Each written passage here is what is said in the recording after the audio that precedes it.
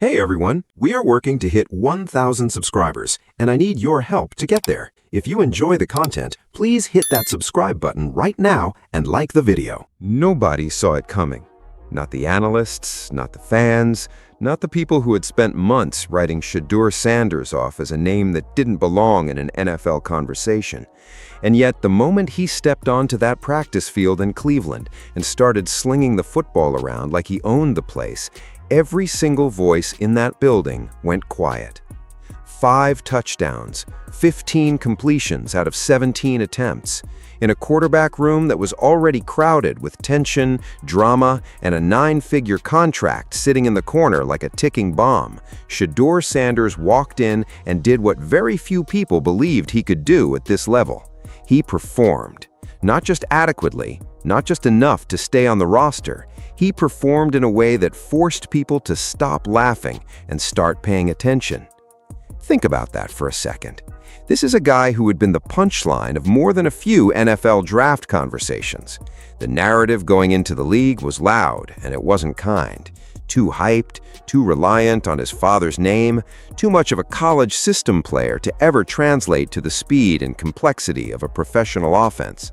The doubts weren't whispers either. They were full-volume takes, blasted across every platform, every morning show, every comment section that would have them. And then camp opened. And then Shedeur Sanders started throwing the football. And slowly, one by one, those same voices had to reckon with what they were watching. Because what was happening on that field wasn't a fluke. It wasn't one good day that could be explained away. It was consistency. It was poise. It was a young quarterback playing with the kind of calm that you normally only see in guys who've been around for years, the ones who've taken hits, lost games, made critical mistakes in front of massive crowds, and somehow found a way to come back the following week and perform anyway. Shedeur was playing with that kind of settled confidence on day one.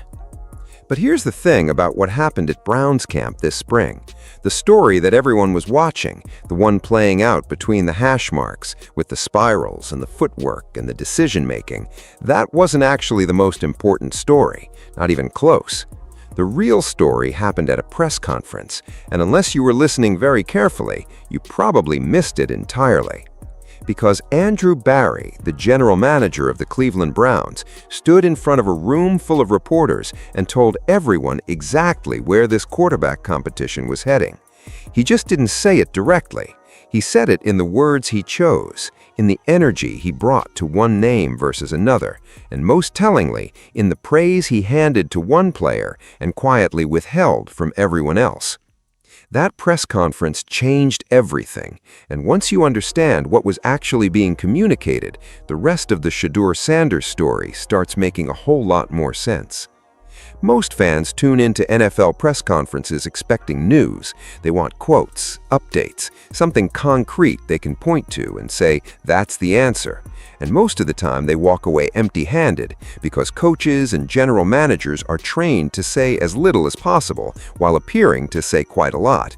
It's almost an art form at this level. The carefully rehearsed non-answer, the diplomatic pivot, the way a front office executive can stand at a podium for 15 minutes and somehow communicate absolutely nothing. Andrew Barry is not most general managers, not because he's reckless or emotional or prone to going off script. If anything, it's the complete opposite. Barry is one of the more calculated voices in the entire front office landscape. He measures his words. He thinks before he speaks. He understands that in this league, every single syllable that comes out of a general manager's mouth gets dissected, analyzed, and replayed 100 times over. He knows exactly what he's doing every time he opens his mouth in public. That's exactly why what came out of that press conference was so significant. Because when a man who controls every sentence he utters starts choosing certain words over others, you'd better believe there's a reason. Nothing is accidental. Every comparison, every compliment, every subtle distinction between how he talks about one player versus another, it's all deliberate. The reporters who walked into that room expected a standard spring update, the kind teams put out before training camp to keep the fan base engaged without giving anything real away. A few lines about competition being healthy, a few mentions of hard work and improvement, and then a clean exit before anyone could ask a genuinely uncomfortable question about the elephant in the room. What they got, instead, was something far more revealing. The moment Shedeur's name came up, the energy shifted. Barry's tone changed. The carefully maintained flatness in his delivery gave way to something that sounded almost like genuine enthusiasm. He started talking about Shedeur's improvement in decision-making. He brought up pocket management. He mentioned ball security, situational awareness, the way Shedeur had carried himself through the voluntary minicamp. He sounded like a man describing someone he actually believes in. And then he said something that deserved to be a much bigger story than it became. He said Shedeur was gaining more command of the offense. Just like that, almost casually, as if it weren't one of the most loaded sentences an NFL general manager can drop about a quarterback in a room full of reporters. But that word, command, is not a casual word, not in this context, not in this league. And that's where the real story begins. Command. Spend any serious time around NFL organizations, and you start to understand that the language these teams use is extremely deliberate. Words carry weight. Words signal intentions. And there is a very specific vocabulary that front offices use for different types of players at different stages of their development. When a team is talking about a backup, a guy who's there to learn the system and hold a clipboard and maybe get a handful of snaps if things go sideways, they use certain kinds of language: potential, development, growing every day, taking steps. Those are backup words. They're nice words, they're encouraging words, but they're also words that keep expectations managed and doors open without committing to anything real. When a team is talking about their starter, the guy the locker room follows, the guy the offensive coordinator builds around, the guy who walks into the huddle on Sunday and everyone just knows he's the one, the language is completely different. They talk about leadership, they talk about trust, they talk about how the offense responds to him, and they talk about command. Command is a starter word. It's the word you use when you're describing the quarterback who owns the room, not the one fighting for a spot, not the one trying to earn reps, the one who's already arrived. And Andrew Barry used it to describe Shedeur Sanders. Not Deshaun Watson, not the guy with the massive contract and the years of professional experience and the Pro Bowl appearances on his resume. Shedeur. A young quarterback with a fraction of Watson's experience, a fraction of Watson's time in the league, and a mountain of outside doubt still sitting on his shoulders from the day he got drafted. Barry called him commanding. Now think about what that actually means in the context of a quarterback competition that the Browns had been publicly framing as completely open and undecided. If the competition were truly equal, if Watson and Shedeur and rookie Talon Green were genuinely neck and neck for the starting job, you would never hear a general manager use that kind of language about one of them. You'd hear balance, you'd hear fairness, you'd hear, all three guys have been doing great things and we'll let the process play out. That's what a real open competition sounds like from the podium. What Barry actually said sounded nothing like that. And the people inside that building heard the difference immediately, even if the people watching at home didn't catch it right away. Once you've heard it clearly, you can't unhear it. The competition had already shifted. The language was just catching up. Here's where things get genuinely uncomfortable, because the Deshaun Watson situation in Cleveland has never been a simple football story. It's been a financial disaster, a PR nightmare, a cautionary tale about what happens when an organization bets everything on one player and then has to live with the consequences when that bet goes sideways. The contract Watson signed was historic, fully guaranteed money at a number that had never been done before at the quarterback position. The Browns didn't just reach for Watson, they restructured their entire future around him. Draft capital gone, cap space committed for years, the kind of move that only makes sense if the guy you're giving it to becomes everything you believed he would be. That didn't happen, and now the Browns are in a position that very few teams have ever found themselves in, trying to quietly move on from a player they cannot financially afford to remove from the building. It's a hostage situation, except the hostage is a salary cap number, and the ransom is measured in dead money.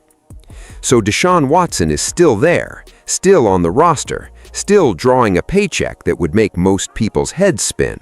And because of all of that, the expectation heading into that press conference was that Barry would at least acknowledge Watson's experience as a legitimate advantage. Give him something, a nod to the Pro Bowl years, a mention of the veteran leadership he brings, something that keeps the fiction of a fair competition alive a little longer. Instead, Barry essentially buried him without raising his voice. The reporters practically handed him the perfect out. They gave him every opportunity to protect Watson publicly, to say something along the lines of, Deshaun's experience in this league is something the other quarterbacks in this room simply can't replicate. It was right there, easy, clean, safe. Any general manager with any loyalty to the investment his franchise had made would have grabbed that lifeline without hesitation. Barry didn't grab it. He didn't even reach for it. Instead, he said something that stopped Watson's supporters cold. He made it clear that experience alone doesn't automatically move anyone to the front of a competition, that where you've been doesn't necessarily determine where you're going, that the field is the only thing that matters now, not the resume. On the surface, that sounds reasonable, maybe even fair. But when you understand the context, when you understand that Watson has a contract that was supposed to make him untouchable, that the Browns gave up a staggering amount to bring him in, that they defended him publicly through more controversy and criticism than almost any player in recent memory, when you understand all of that, Barry's refusal to give Watson even the most basic form of credit becomes something else entirely. It becomes a statement. A quiet, professional, perfectly worded statement, but a statement nonetheless. The Browns are done protecting Deshaun Watson. They're done pretending his past makes him the future. And the most shocking part of all of it is that Barry communicated every single one of those things without once raising his voice, losing his composure, or saying anything that could land the organization in trouble. That's a cold kind of message, cold and calculated and impossible to misread once you see it for what it is. Let's be direct about what's actually happening with the financial side of this situation, because it's impossible to understand the Watson story without it. The contract Watson signed in Cleveland was structured in a way that protected him regardless of performance, fully guaranteed, every dollar committed before he ever took a snap in a Browns uniform. It was the kind of deal that was designed to make him unmovable, untradeable, untouchable. The Browns essentially handed him a piece of paper that said, no matter what happens on the field, you are getting paid. What that created was a situation with almost no clean exit. You can't cut Watson without absorbing a cap hit that would cripple the roster for multiple seasons. You can't trade him without finding a team willing to take on both the contract and the dead money attached to it, which is a very short list of teams in any given year, and possibly an empty list in this particular market. He doesn't fit the salary floor structure of most rebuilding teams, and he doesn't bring enough certainty to justify the cost for any contender seriously eyeing a Super Bowl window. So he stays, not because the Browns believe in him the way they once did, not because he thinks he gives them the best chance to win. He stays because the math won't let him leave. He stays because the financial architecture of the deal makes moving on a 2 or 3 year process, not a snap decision. And that creates something deeply strange inside a football organization. You have a player who is guaranteed to be on your roster, guaranteed to be in your QB room, guaranteed to be a presence in your building, but who may no longer have any real path to the field. He's there by financial obligation, not by merit, and everyone in that locker room knows it, even if nobody is saying it out loud. There is almost nothing more awkward than that dynamic inside a professional football team. Players respect hierarchy. They respect earned authority. They respect a guy who's in the lineup because he's the best option, and he proved it. What they have a much harder time respecting is someone who holds a position simply because of a contract number. And once that perception sets into a locker room, it spreads fast. Barry understands this. The Browns' entire front office understands this. And the way they're managing it, keeping Watson in the building, keeping the public framing of competition alive while simultaneously signaling through language and roster construction that the future belongs to someone else entirely, is a delicate high-wire act that tells you just how complicated this situation has become. Watson is being paid like the franchise's most important player. He's being treated like a problem the franchise is slowly managing its way out of. That gap between financial reality and football reality is what makes the Browns situation unlike almost anything else happening in the league right now. To truly appreciate what's happening with Shedeur Sanders in Cleveland, you have to go back to the beginning, back to the noise that surrounded him before he ever threw a single pass in a professional uniform, because the level of skepticism directed at this particular player was something different. It wasn't just a standard rookie scrutiny that every young quarterback faces entering the league. It was louder, more personal, and in many cases more pointed than anything that had surrounded a top draft prospect in years. The conversation started the moment Deion Sanders became the head coach at Colorado. Suddenly, his son was playing for him. Suddenly, his son's numbers were getting attention, and suddenly the football world had to decide how much of what it was seeing on Saturdays was genuine NFL-level talent and how much of it was a product of circumstances, a product of playing for dad, a product of a program designed to showcase one specific player's strengths. That debate followed Shedeur all the way through the draft process. Every good throw was qualified. Every impressive game came with an asterisk. The critics were relentless, and they were organized, and they were loud, and a significant portion of them had already decided before the draft even happened that this kid was going to be exposed the moment he stepped into a professional environment. Then Cleveland selected him, and the narrative shifted from skepticism to something almost like pity. The Browns, at the time, were still publicly committed to Deshaun Watson as their starting quarterback. Shedeur was being drafted into a situation where the starter's job was supposedly already spoken for. The cap was already mortgaged to someone else, and the path to actual playing time looked narrow at best. The takes were almost immediate. Wrong team, wrong situation. This kid is going to sit on a bench and rot, and his ceiling in Cleveland is going to be backup quarterback, maybe forever. Those takes aged about as well as you'd expect, because Shedeur didn't walk in and quietly accept the role of backup.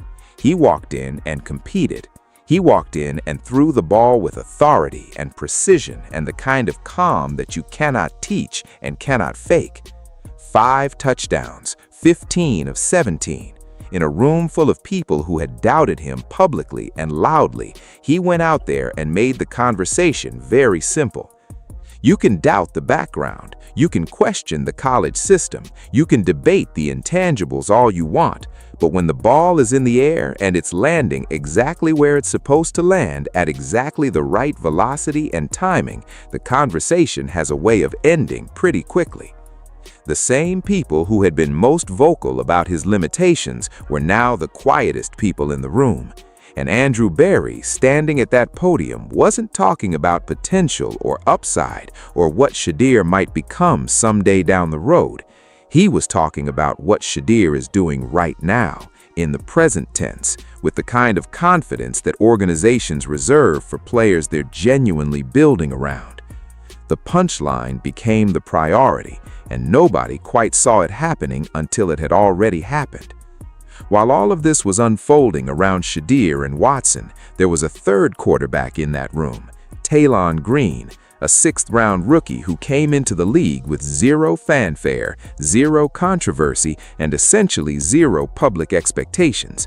Just a young player trying to find a foothold in an impossibly competitive environment. And the way Barry talked about Green during that press conference was genuinely telling, not because of anything specific he said about the rookie himself, but because of the contrast between that language and the language he just used for Shedeur. With Green, the message was gentle and unhurried. Learn the system first. Don't rush anything. Let the development process take its natural course. There's time. There's no pressure. Just absorb everything around you and grow at whatever pace makes sense. Now, on the surface, none of that sounds particularly unusual for how teams talk about sixth-round rookie quarterbacks, and that's exactly the point.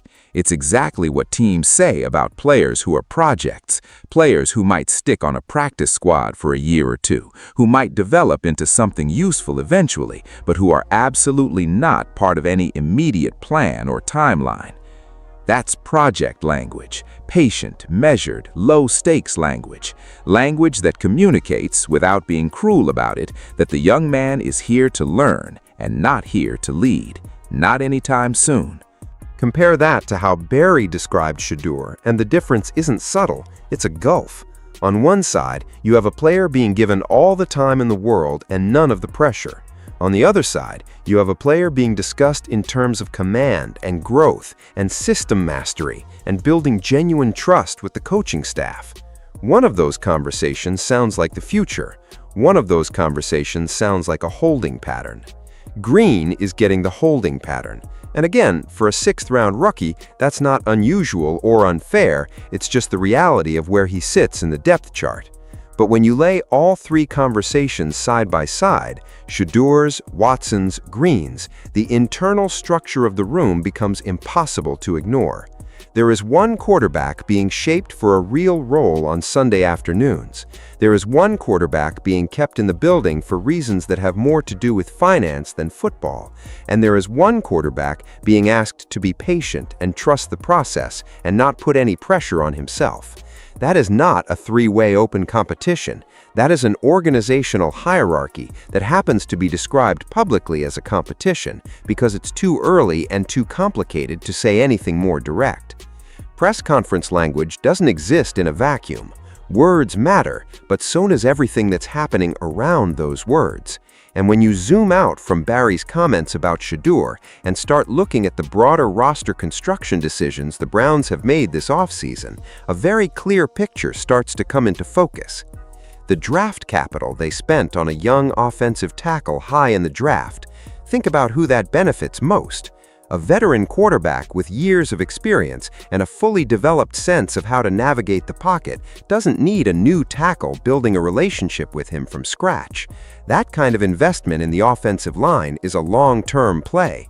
You're thinking about who that tackle is going to be protecting 5 years from now, not just next September. You're building a partnership. You're investing in a future that includes a specific quarterback who also has a long runway ahead of him. The offensive weapons the Browns added this offseason also tell a story. Fast, dynamic playmakers who thrive in systems built around quick decisions, short to intermediate throws, and a quarterback who can process information rapidly and get the ball out before defenses can react. That's not a system designed for a veteran pocket passer with a specific established style.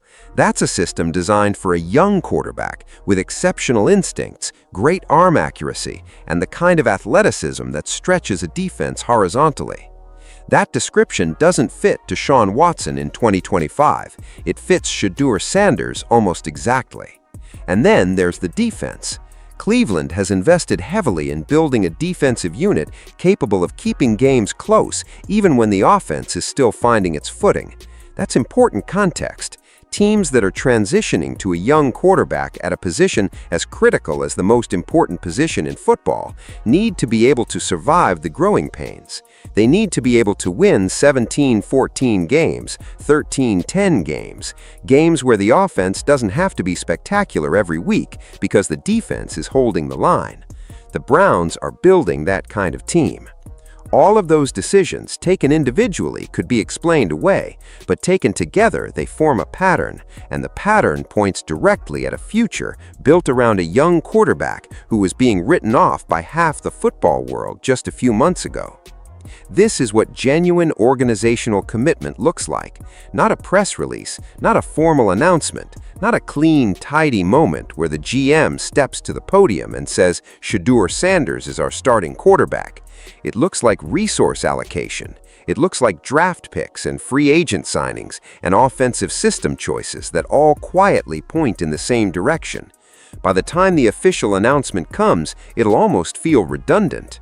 What's happening in Cleveland right now is rare, not because quarterback changes are unusual. They happen every single year across the league.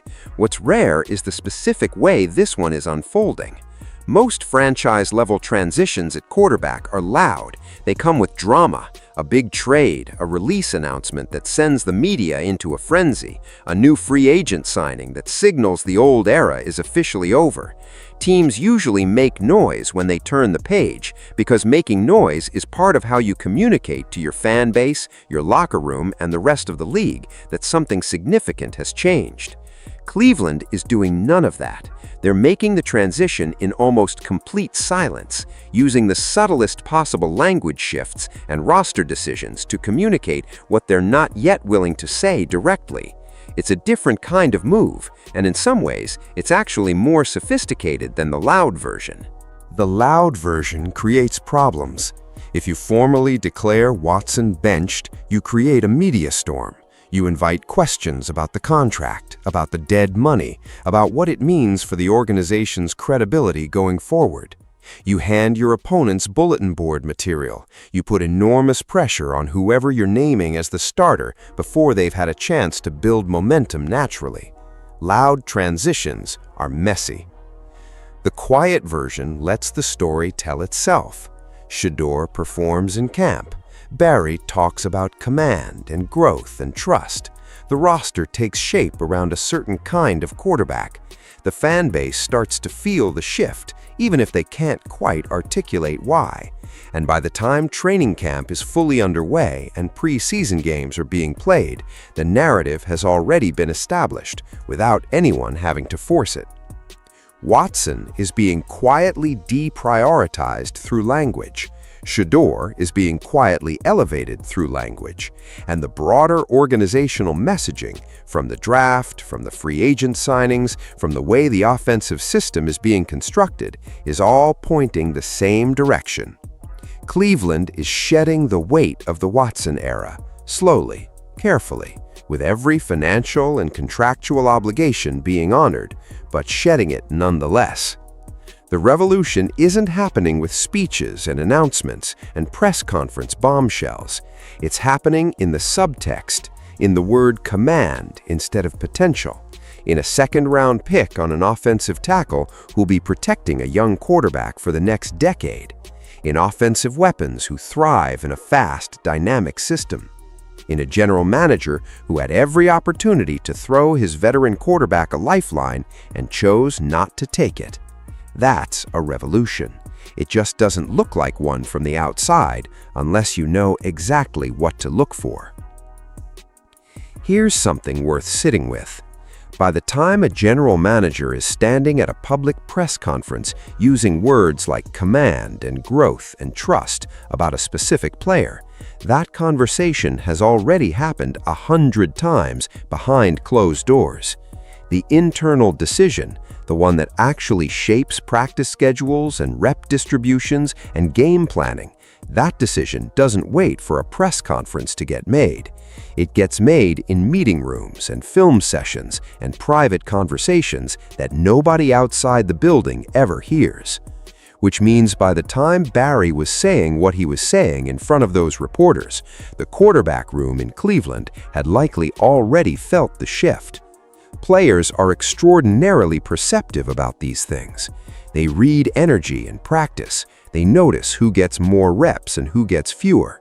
They notice whose film gets broken down more carefully in meetings, whose mistakes generate more detailed coaching feedback, whose progress becomes the ongoing conversation instead of background noise. They know. long before any official announcement, they know. And that creates its own kind of internal dynamic. The quarterbacks who are not Shedeur Sanders are competing in an environment where they can feel the ground shifting under their feet. Watson, whether he acknowledges it publicly or not, is a veteran who has played in this league long enough to read a room. He knows when an organization is truly behind him, and he knows when it isn't. He's experienced enough to feel the temperature change, and the temperature in Cleveland right now is not warm in his direction. Green, as a rookie, is still absorbing all of it, still trying to understand what it means to be a professional football player, still learning how to read a defense at this level, still adjusting to the pace and complexity of an NFL week. He's operating at a different layer of awareness than the veterans, but even he is watching how Shedeur is being treated and drawing his own conclusions about where everything stands. What this means is that the public competition narrative, the one the Browns are still technically maintaining for the media, has probably already been resolved inside the building.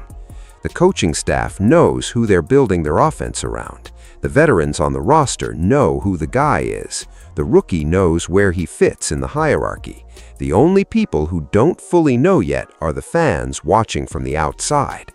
And Andrew Barry's press conference was the closest thing to a public signal that the people inside already understood. It was a message dressed up as a routine spring media availability, and it told everyone paying close enough attention exactly what the next chapter in Cleveland is going to look like. Zoom all the way out now, because what's happening in Cleveland isn't just a story about one quarterback competition, or one complicated contract, or one unexpected young player seizing an opportunity. It's a story about how NFL organizations actually make decisions versus how they describe those decisions publicly. It's about the gap between official narratives and operational reality. And it's a story that plays out every single year across the league, usually in ways that are much messier and more dramatic than what the Browns are currently managing. The pressure inside NFL organizations to protect past decisions is enormous. Nobody wants to be the general manager who admits that a move they made 3 years ago was a mistake. Nobody wants to stand in front of the media and say, "We were wrong." The financial investments, the draft capital, the public statements of confidence, all of it creates an incentive to keep believing in a decision long past the point where the evidence supports continued belief. Cleveland fell into that trap with Watson. For months, maybe longer, they kept the story alive that he was still the answer, still the future, still capable of delivering on the promise of that historic contract. They defended him publicly. They made excuses when the performances didn't match the expectations. They did what organizations do when they've made an enormous bet and are terrified to acknowledge that it's not paying off. And now, they're trying to thread an extremely difficult needle, moving on from Watson without creating a public spectacle, elevating Shedeur without prematurely announcing a decision that hasn't been officially made, managing the financial reality of a contract that can't simply be erased, while also managing the competitive reality of a roster that needs to move forward. What Barry did at that press conference was the most sophisticated version of threading that needle. He didn't lie, he didn't make promises he can't keep, he didn't create drama where drama isn't necessary. He simply used language to tell the real story without having to say the real story out loud. And in doing so, he gave the fan base enough information to understand the direction while keeping the formal announcement available for whenever the moment is right. That's a genuinely impressive piece of organizational communication, and it tells you something about where the Browns are as a front office. This isn't a panicked reaction to circumstances. This is a managed, deliberate, carefully orchestrated transition, one that respects the financial reality of the situation, protects the franchise's ability to communicate credibly going forward, and gives Shedeur Sanders the space to grow into a role without being crushed by premature expectations. The sports world loves a big moment. The dramatic press conference, the locker room speech that turns into a highlight reel clip, the performance so stunning that it makes every expert look stupid for doubting it. We consume those moments because they're clean and clear and satisfying in a way that slower, quieter stories rarely are. But the most significant changes, in sports and honestly in most things, don't always announce themselves. They creep in through the back door. They happen in the language a general manager uses when he thinks most people aren't reading between the lines. They happen in the roster decisions that look routine until you see the full pattern they're building. They happen in the treatment of a young player who was dismissed and doubted and written off right up until the moment when a quarterback room full of more experienced players started watching him and going quiet. That's what's happening in Cleveland.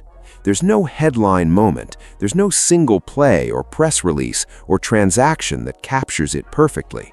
It's a series of quiet signals that, taken together, tell a very clear story about where this franchise is going and who they believe is going to take them there.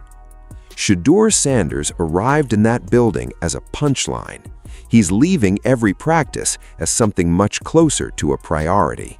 The organization that once sacrificed everything for a veteran quarterback with a fully guaranteed contract is now letting its actions and its language point unmistakably toward a young player who hasn't yet played a single regular season snap. And Andrew Barry, standing at that podium, choosing the word command when he could have chosen a dozen safer alternatives, was the clearest signal yet that the decision inside that building might already be made. The question was never whether Shedeur Sanders belonged in this league. The question was whether the right people would recognize it before the wrong narrative took permanent hold. In Cleveland, it seems like the right people already have. The change is happening. It's quiet, it's deliberate, and for anyone paying close enough attention, it's impossible to miss.